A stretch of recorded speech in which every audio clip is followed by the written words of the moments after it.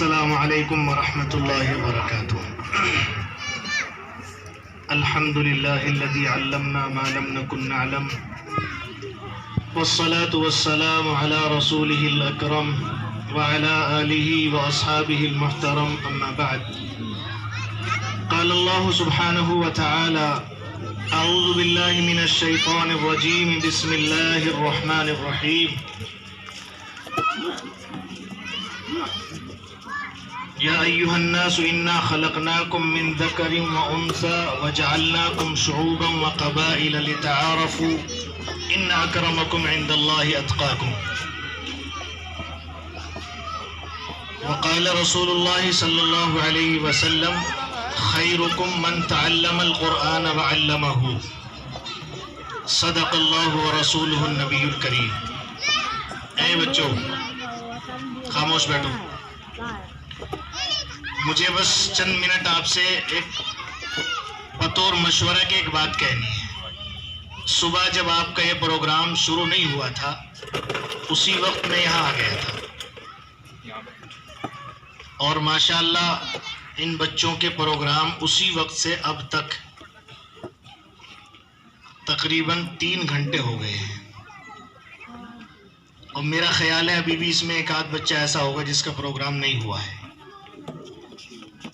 اتنے عمدہ طریقے سے اور ایسی صلاحیتوں کے ساتھ بچوں نے جو عمدہ باتیں ہمیں بتائی ہیں، طبیعت خوش ہو گئی ہے۔ یہ آپ سب کی محنت اور خاص طور پر ہمارے قاری صاحب کی یہ محنت کا نتیجہ ہے کہ ہمارے چھوٹے چھوٹے بچے قال اللہ اور قال الرسول یہاں پر ہم سب کو سنا رہے ہیں۔ میں نے قرآن کریم کی ایک آیت آپ کو پڑھ کر سنائی ہے اور ایک حدیث آپ کو بتائی ہے۔ اللہ تعالیٰ نے ہم سب کو دنیا کے اندر ایک اہم مقصد کے لیے پیدا کیا ہے۔ ہمارا دنیا میں آنا بیکار نہیں ہے، بلکہ ہمیں اللہ نے دنیا میں ایک اہم مقصد کے لیے بھیجا ہے، اور وہ مقصد ہے ہمیں سب کو اللہ کو راضی کر کے اپنی آخرت کو سنوارنا۔ اللہ کی رضا کے لیے دنیا کے اعمال ہیں، آخرت کے جتنے بھی معاملے ہوں گے وہ بعد کے ہیں۔ جو اعمال دنیا میں ہم کریں گے انہی سے اللہ راضی ہو کر کے ہمیں جنت، اور اگر اعمال ایسے نہ ہوئے تو پھر دوزخ کا مسئلہ ہے۔ اللہ کو راضی کرنے کے لیے سب سے بنیادی چیز ہے اللہ کی ذات پر ایمان لانا۔ سب سے بنیادی چیز ہے ہمارے دلوں میں ایمان باقی رہے،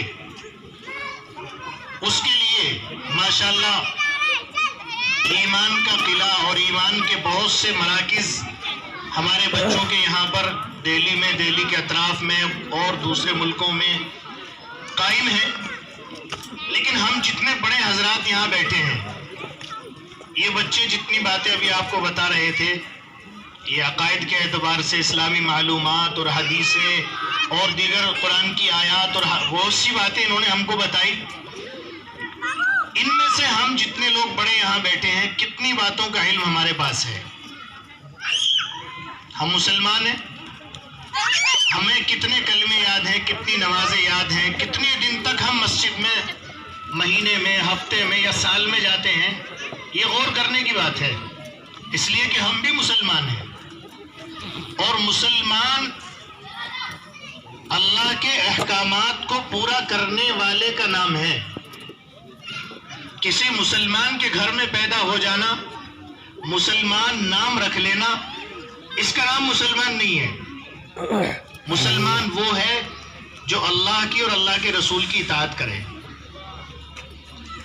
اس کے لیے پیارے عزیز دوستو بزرگوں، میں آپ کو ایک بات بتاتا ہوں، ہمیں جو اللہ نے اسلام دیا ہے، یہ کیسی عظمت والا اسلام ہے۔ جو قرآن ہمیں ملا ہے، اس قرآن اور اس دین کے اندر اللہ نے کتنی تاثیر اور کتنی طاقت رکھی ہے۔ روم کا ایک بادشاہ تھا قیصر، اور بادشاہوں کو آپ جانتے ہیں کیسی زندگی گزارتے ہیں۔ بادشاہوں کے علاج کے لیے حکیم، ڈاکٹرز دنیا کے اندر وہ استعمال کیے جاتے ہیں جو دنیا میں عام لوگوں کو دیکھتے بھی نہیں ہیں.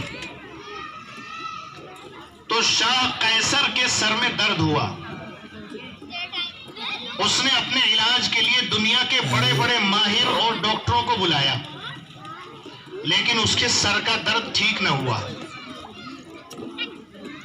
اس کا سر کا درد ٹھیک نہیں ہوا. حضرت عمر بن خطاب رضی اللہ عنہ اس وقت کے امیر تھے. ان کے ذہن میں ایک بات آئی کہ میں عمر سے اس کا مشورہ کرتا ہوں کہ ہو سکتا ہے ان کے پاس کوئی علاج ہو. حضرت عمر بن خطاب رضی اللہ عنہ کو ایک خط لکھا اور اس میں لکھا تھا کہ میرے سر میں درد ہے، اس کا علاج متعین فرما دے، کوئی ہو آپ کے پاس.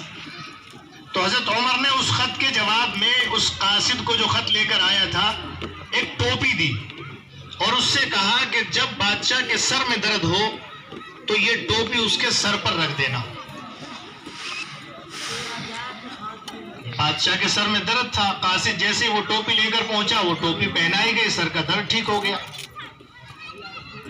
کچھ دن تک پہنے رکھی، سر کا درد ٹھیک ہو گیا، اتار کر رکھ دی. کچھ دن کے بعد پھر سر میں درد ہوا، پھر ٹوپی پہنی، پھر ٹھیک ہو گیا. ایسے جب بھی سر میں درد ہوتا تو یہ ٹوپی پہن لیتے، سر کا درد ٹھیک ہو جاتا. ایک دن ان کے ذہن میں ایک بات آئی کہ آخر اس ٹوپی میں ایسا کیا جادو ہے، ایسی کیا چیز ہے اس کے اندر کہ میں اس کو سر پہ رکھتا ہوں اور یہ بالکل سر کا درد ختم ہو جاتا ہے. حالانکہ میں نے بڑے بڑے ڈاکٹر اور ماہر حکیم اور دنیا کے جتنے بھی علاج کرنے والے لوگ تھے سب کا استعمال کیا، لیکن میرے سر کا درد ٹھیک نہ کر سکے. اس ٹوپی کو کھول کے دیکھا تو اس کے اندر میرے عزیز دوستوں بزرگوں ہر ایک مسلمان کو وہ بات، وہ آیت یاد ہے. وہ لکھی ہوئی تھی اس میں بسم اللہ الرحمن الرحیم. اس ٹوپی میں ایک آیت لکھی ہوئی تھی اور وہ اس میں محفوظ کی گئی تھی. اللہ اکبر. جیسے ہی شاہ قیصر نے یعنی روم کے بادشاہ نے یہ بات دیکھی، اس کے ذہن میں فوراً بات آئی کہ جس اسلام اور جس قرآن کی ایک آیت میں اتنی تاثیر اور اتنی طاقت ہے، اس قرآن کو یا اس دین کو اپنانے پر ہمارے اندر کتنی تبدیلیاں اور اسی طریقے سے ہم سب کو کس طریقے پر وہ راہ نجات دکھا سکتا ہے. فوراً مسلمان ہو گیا، اسلام لے آیا. اللہ تعالیٰ نے اس کے ذریعے سے پھر بہت بڑے بڑے کارنامے اور بہت سارے کام اسلام کے کرائے. مجھے یہ بتانا ہے کہ اللہ کے فضل و کرم سے ہمیں وہ طاقت والا دین اور وہ قرآن ملا ہے جس کا دنیا کے اندر کوئی مقابلہ نہیں کر سکتا ہے. اگر ہم حقیقت میں اسلام کو اپنائیں اور اس کے ایک چھوٹے سے چھوٹے عمل کو، ایک سنت کو اپنی زندگی میں داخل فرما لیں تو دنیا کی کوئی طاقت ایسی نہیں ہے جو ہمیں نظر اٹھا کر بھی دیکھ سکے. یہ ہم پیارے دوستوں اپنے علم سے، اپنے دین سے، اپنے قرآن سے بالکل کورے ہیں، جاہل ہیں، جانتے نہیں ہیں. علم ایک ایسی چیز ہے جو دنیا میں ایک کم درجے کے انسان کو بھی بہت زیادہ عزت دے دیتا ہے. ابھی آپ کے بچے ماشاءاللہ یہ قرآن کی تعلیم حاصل کر رہے ہیں اور ان بچوں نے جو بھی حاصل کیا یہ ان کے لیے فضیلت اور بہت بڑے مقام کا سبب بنے گا. آج جو ہم یہاں 26 جنوری کے موقع پر بیٹھے ہیں، میں آپ کو ایک بات بتا دوں.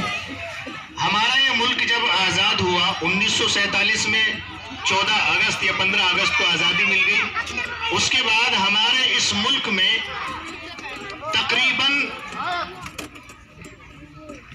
کوئی ایسا قانون نہیں تھا جس کو ہم ایک دم نافذ کر سکتے تھے. ملک کے جو بڑے لوگ تھے اس وقت بھی چند دنوں کے لیے انگریزی دستور قائم کیا گیا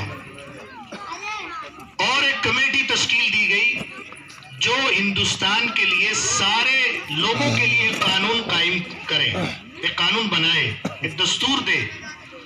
مجھے بتانا یہ ہے کہ اس وقت ملک کے بڑے بڑے سورماؤں میں اور جو بڑی تنظیمیں اور بڑے لوگ اپنے آپ کو سمجھتے تھے ان میں کوئی ایسا پڑھا لکھا نہیں مل پایا جس کو اس دستور کے اندر قانون بنانے والی کمیٹی میں شامل کیا جا سکے. ہمارے ملک میں ڈاکٹر امبیڈکر راؤ جو ہیں، یہ حالانکہ اس ملک کے اعتبار سے اس وقت تو بہت چھوٹی جاتی سمجھتے ہیں ان کو، لیکن مجبوراً جب یہاں سے لوگ انگلینڈ یونیورسٹی میں گئے اور انہوں نے جا کر کے درخواست کی کہ ہمیں ہمارے ملک کا قانون نافذ کرنے کے لیے کوئی ایسا شخص ایسا بندہ دو جو ہمارے لیے ساری قوموں کے لیے قانون بنا سکے، تو انہوں نے یہ جواب دیا کہ تم یہاں کیا لینے آئے ہو؟ تمہارے ملک میں ایک ایسا شخص موجود ہے جو پوری دنیا میں نہیں ہے اتنا پڑھا لکھا انسان، تم یہاں لینے آئے ہو؟ انہوں نے مشورہ دیا کہ جا کر ان سے یہ کام کراؤ۔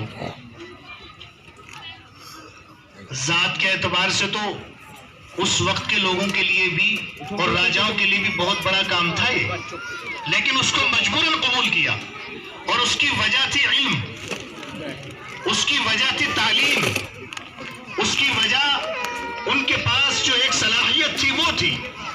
اگر ہم پیارے دوستو بزرگوں اپنے لیے، اپنے بچوں کے لیے تعلیم کا ایک نظام قائم کر سکتے ہیں تو ہمارے لیے بھی اور ہمارے بچوں کے لیے بھی سب سے بہترین ترقی کا ذریعہ اور سبب یہ ہوگا۔ ایک والد پر جب اولاد اللہ تعالیٰ اس کو عطا فرماتے ہیں تو اس میں بڑی تفصیلی بات تو یہ ہے کہ پہلے سے اس کا انتخاب کیا جائے۔ اگر چونکہ دنیا میں اپنا نام اور نسل قائم رکھنے کے لیے سب سے پہلے انسان کو اولاد کی ضرورت ہے، اولاد حاصل کرنے کے لیے نکاح کی ضرورت ہے، اور نکاح کرنے کے لیے کسی ایسے خاندان میں جہاں دینداری کا ماحول قائم ہو، نیک خاتون کا انتخاب کیا جائے، بنیادی بات یہ ہے۔ اس کے بعد بچہ ہو تو اس کا اچھا سا نام رکھا جائے، بولنے لگے تو سب سے پہلے اسے اللہ کا نام سکھایا جائے، اور جب وہ پڑھنے کے قابل ہو جائے، سمجھدار ہو جائے تو اس کی تعلیم اور تربیت کا انتظام کیا جائے۔ یہ کس کے اوپر ہے؟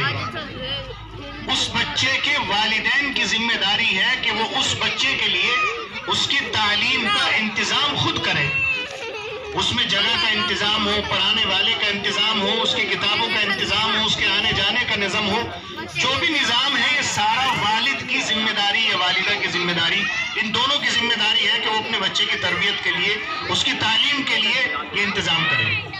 ماشاءاللہ آپ کے یہاں مکتب قائم ہوا، بچوں کے اندر ایک چہل پہل، میں اس وقت بھی آیا تھا جب یہاں پہلی مرتبہ مکتب قائم ہوا، اور پہلا درس بھی الحمدللہ میں نے وہاں اندر شروع کرایا تھا، اس میں ہمارے بہت سے احباب موجود تھے، لیکن آج مجھے اتنی خوشی ہے کہ الحمدللہ آپ کے اس ایک ایک گھر کا ایک ایک بچہ قرآن اور حدیث پڑھ رہا ہے اور اس کے جواب دے رہا ہے۔ اس میں مضبوطی قائم کرنے کے لیے جو ہمارے قاری صاحب ہیں اور ان کے ساتھ میں جو ذمہ داران ہیں، ان سب کے ساتھ مل کر ہمیں کام کرنے کی ضرورت ہے۔ دیکھیے، 2 آدمیوں کی محنت 2 کی ہوتی ہے اور 100 کی محنت 100 کی ہوتی ہے۔ جب ہم سارے مل کر کے ایک نظام بنانے کی کوشش کریں گے تو مجھے امید یہ ہے کہ انشاءاللہ کام آسان ہو جائے گا اور ہمارے لیے مزید ترقی کا ذریعہ اور سبب بنے گا۔ اس میں خاص طور پر جگہ کی کمی ہمارے پاس میں پہلے سے چلی آ رہی ہے۔ گھر میں ایک جگہ مکتب قائم ہے اور وہیں پر بچے آتے پڑھتے ہیں جاتے ہیں، اور میں نے اس جگہ کو دیکھ کر آتے ہی یہ بات قاری صاحب سے معلوم کی، آپ سے معلوم کی، یہ جگہ کیسی ہے۔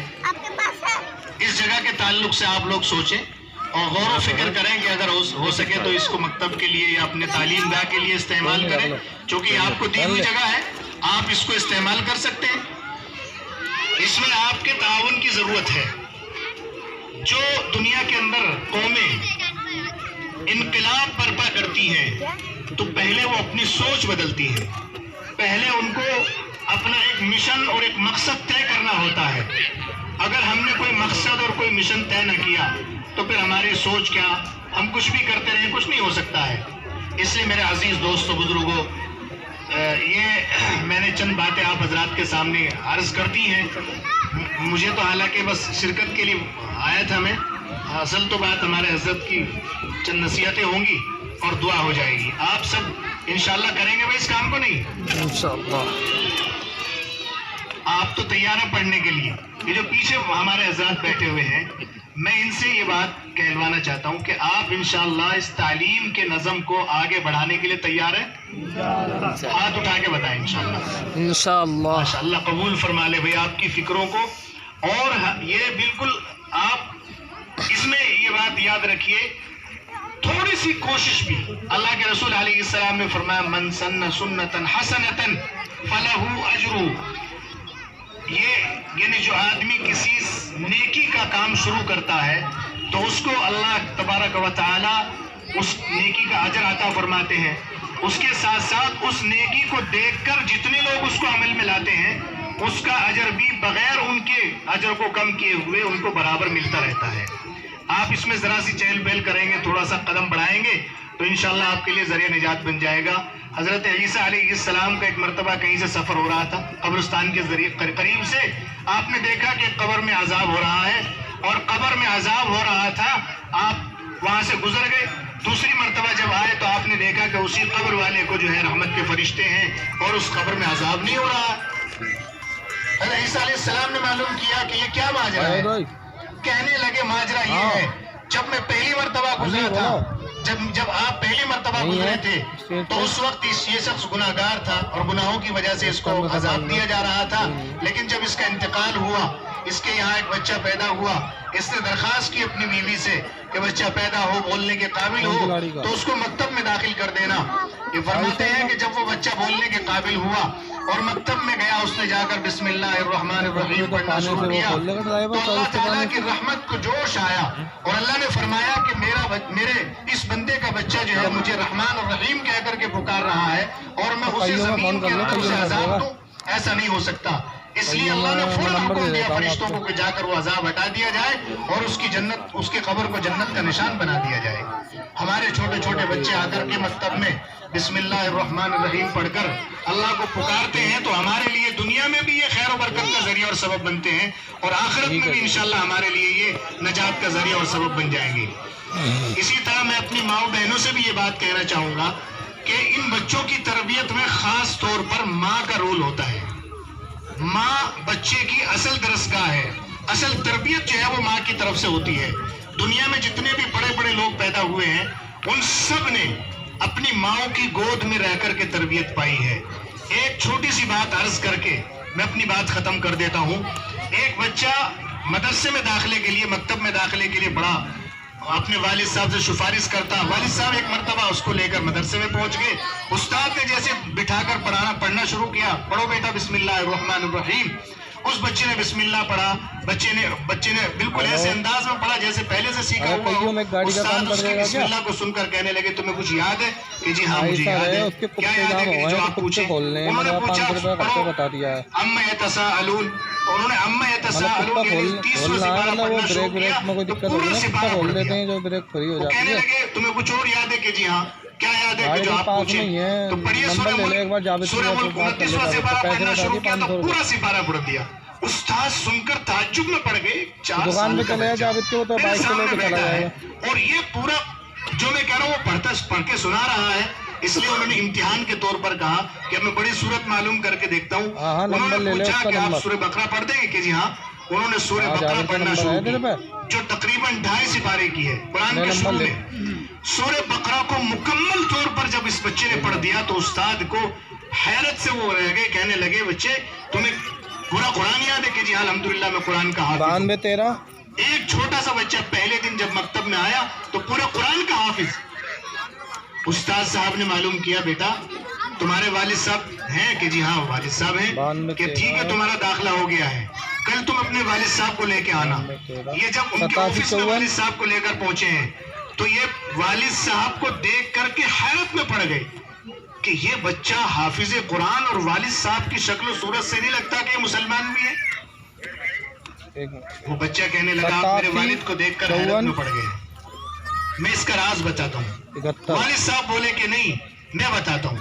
میرے گھر میں جو میری بیوی ہے, میرے 3 بچے ہیں, 2 اس سے بڑے ہیں, ایک یہ ہے. یہ تینوں حافظ ہیں.